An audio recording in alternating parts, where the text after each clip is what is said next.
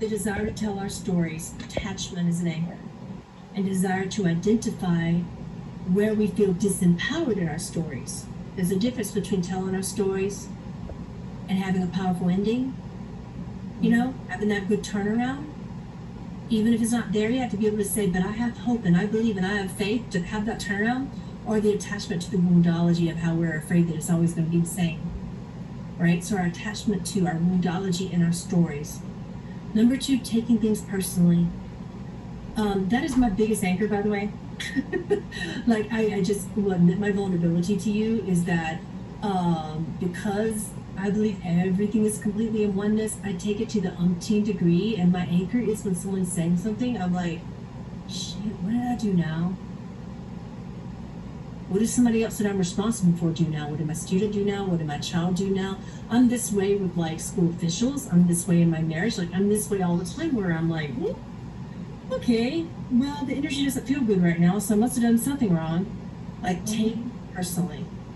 We take everything personally and we take things way too seriously. Fear of failure.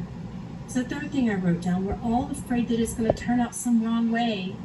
That's an anchor because ego wants to be in control. It's like, well, it's not looking good, so how can it turn out good? It's not meeting even basic expectations for what I feel is safe, so how can it be holy? How can that be God's will? Right? The fourth thing, we're actually afraid of success. Can you believe that's an anchor? We're actually afraid that God's will is going to take over and it's going to be so good, but so different. So we're afraid of success. Why are we afraid of success? Because we're afraid of the pain of change, the pain of that deep transformation that it's going to take, where we don't have the fortitude or the patience just yet, and we know it, but the change is happening fast, like right now, and we see it, but it's out of our control and we're not feeling strong enough yet. We're actually afraid of God's will. Can you believe that's an anchor? Yeah. Yeah. Right. So as I read some of these, if you say, well, this maybe might be me, or maybe me in the past, write it down. Like write it down later and say, I'm going to look for that, and I'm going to look for any of these anchors that I even remotely identified with. Fear of being with ourselves fully. That's a big one. You see all these mothers around my age when their kids start going off to school, and mine haven't done that yet, but when we say we look forward to it, and then it happens, and then we're all crying. We're like, what are we going to do with ourselves? And you see people retiring or taking a sabbatical and going, oh my gosh, if I could just get a sabbatical.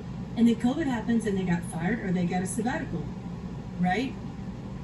And then they're like, oh my gosh, I don't know what to do with myself. I'm so bored all the time. I don't know I'm bored or I'm lonely. Those are the two things. I feel unfulfilled. I feel lost. I feel purposeless. These are some of the words that are kind of I call this the craving. The craving is something that's like a karma energy that pulls you into the anchor. So when you say, I'm bored, I'm lonely, or I'm alone, no one understands me, I'm lost, I don't belong, those are all us afraid of being with ourselves. Also, we're afraid of being with God. We're afraid of prayer for the exact same reason. So that's another anchor. Another one is fear of accountability. We're afraid of what will happen when we actually have to say, you know what? I am actually the person who created that chaos. That was my karma. And I need to be accountable for some way that I harmed someone or myself. People are afraid of that. We are afraid of change. And it's obvious why. That it's just obvious why, at least it is to me, but that's an anchor. Now here's one. We are afraid of truth, and we're afraid of love. We're afraid of truth, and we're afraid of love. And when people who say, oh, tell me the truth, tell me the truth, tell me the truth, and then you get it, that's another anchor of mine. I'm always like, truth, just give me the truth, give me like it is, and then you give it to me, and then I'm like, that just sucks. Right? We all do that. Yeah, I asked for it, but damn. right? What is the deeper anchor underneath being afraid of truth? We're afraid of loving or being loved.